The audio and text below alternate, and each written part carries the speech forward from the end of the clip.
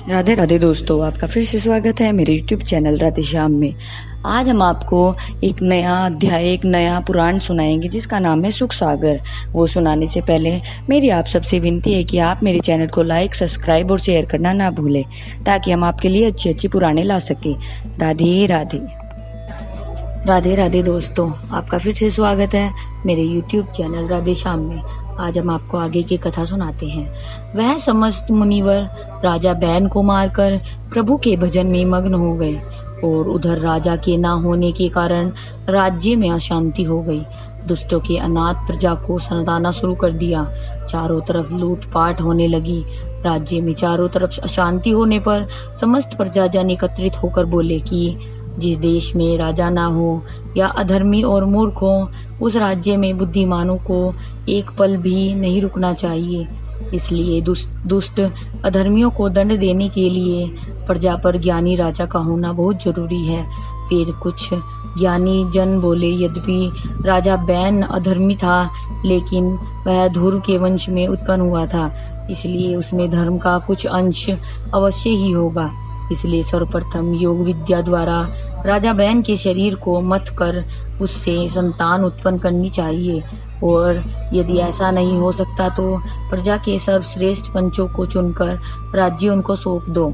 इसके पश्चात भृगु, अंगिरा आदि बड़े बड़े वैज्ञानिक ऋषिवरों ने जाकर बैन की लोथ की जंघा को वैज्ञानिक ढंग से मथना शुरू किया तो एक काला नाटा प्राणी उत्पन्न हुआ। उसे देखकर समस्त ऋषिवर बोले, इसे भीलों का राजा बना देना चाहिए। सुखदेव जी बोले, हे राजा, उस काले नाटे पुरुष के उत्पन्न होते ही बैन के शरीर से सुनीता का समस्त पाप निकल गया। मैत्री जी बोले, हे विदुर जी, उस काले नाटे प्राणी भील राजा के उत्पन्न होने के पश्चात मुनिवरों ने राजा बैन की दाहिनी सीधी भुजा मथनी आरंभ की, तो उसमें से एक अति सुंदर और प्रतापी पुरुष तथा एक अति सुंदर स्त्री उत्पन्न हुई। इन दोनों को देखकर वह मुनिवर बहुत ही प्रसन्न हुए और उन्होंने उस पुरुष का नाम पृथु और स्त्री का नाम अरुचि रखा। उन दोनों का आपस में विवाह करवा दिया और उन्हें लक्ष्मी जी और प्रभु श्री हरि विष्णु जी का अवतार मानकर बोले, हे महिपाल, आप इन सातों द्वीपों पर राज करें। इसके पश्चात कुबेर जी द्वारा दिया हुआ रत्न जड़ित सिंहासन पर राजा पृथु को बैठाकर उनका राज तिलक कर दिया। तब वरुण ने छत्र, पवन ने चमर, नागेंद्र ने रत्न एवं मणि, पृथ्वी ने खड़ाऊ, महादेव शिव शंकर ने ढाल, अग्नि ने धनुष बाण, तवस्ता ने रथ और समुद्र के ने शंख तथा अन्य समस्त देवों ने अनेक प्रकार के वस्त्र और आभूषण और अनेक अस्त्र शस्त्र राजा पृथु को उपहार में दिए। उस समय देवता आकाश से पुष्प वर्षा कर नगाड़े बजाने लगे और अप्सराएं नृत्य करने लगी तथा गंधर्व गीत गाने लगे और भ्रष्टाचारीण आदि राजा पृथु की प्रशंसा करने लगी। अपनी प्रशंसा सुनकर राजा पृथु बोले, हे भाटो और चरणों द्वारा मनुष्यों की वृथा प्रशंसा करके उसे अवनति के गर्त में गिरा देते हो। इसलिए मनुष्यों की प्रशंसा न करके सदैव प्रभु की प्रशंसा करनी चाहिए, क्योंकि प्रभु की प्रशंसा व स्तुति करने के योग्य होते हैं। राजा पृथु के यह वचन सुनकर वह उपस्थित समस्त जन समुदाय उनके स्वभाव की प्रशंसा करने लगे। मैत्रेय जी बोले, हे विदुर जी, राजा पृथु ने भाटों, चारणों तथा अन्य असहाय मनुष्यों को अपनी प्रशंसा करने को मना कर उनको इतना दान द्रव्य दिया कि उनके पास किसी चीज की कमी नहीं रहे। इसके पश्चात ज्योतिषी लोग राजा पृथु के पास राजमहल में आकर उनकी जन्म कुंडली का हाल इस तरह बताने लगे, हे राजा पृथु, आप 7 द्वीपों पर राज करके अपनी समस्त प्रजा का पुत्र की तरह पालन करेंगे और पृथ्वी रूप गौ को दूह कर समस्त रत्न निकालेंगे तथा राजा पृथु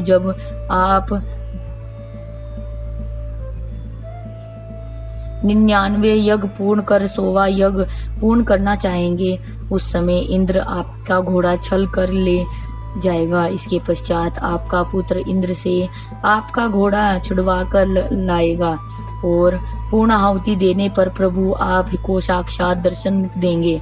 आप दुष्टों को सदैव कठोर दंड देंगे तथा प्रत्येक प्राणी में आप बिना भेदभाव किए प्रभु का रूप समझकर सम्मान करेंगे तथा पर स्त्री को माता बहन व पराये धन को मिट्टी समझेंगे। इस तरह ज्योतिषी जन कुंडली का हाल सुनाकर और उचित दक्षिणा लेकर अपने अपने घरों को खुशी खुशी चले गए। फिर भृंगु आदि ऋषिवरों भी राजा पृथु को आशीर्वाद देकर अपने अपने आश्रमों को चले गए।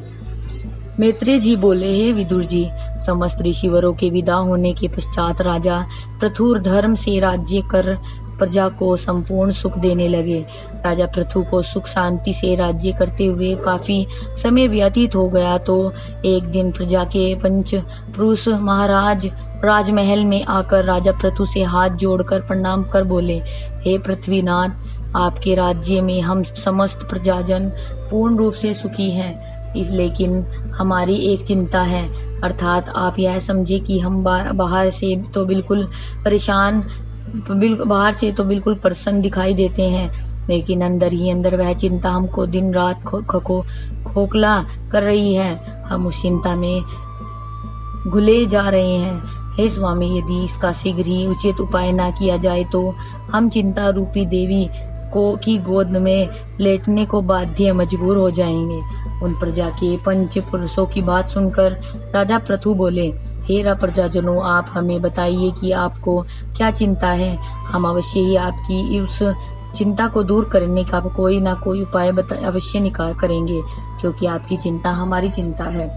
राजा पृथु की बात सुनकर वह प्रजाजन बोले, हे पृथ्वीनाथ, हम जो अन्न बोते हैं उस अन्न को पृथ्वी अपने पेट में डालकर इस तरह हजम कर जाती है कि उसमें फिर उगने की शक्ति नहीं रहती, और यदि थोड़ी बहुत देव योग से उग भी जाती है तो अतिशीघ्र चूल्हे में चिलरों की तरह चुरमुर हो जाता है।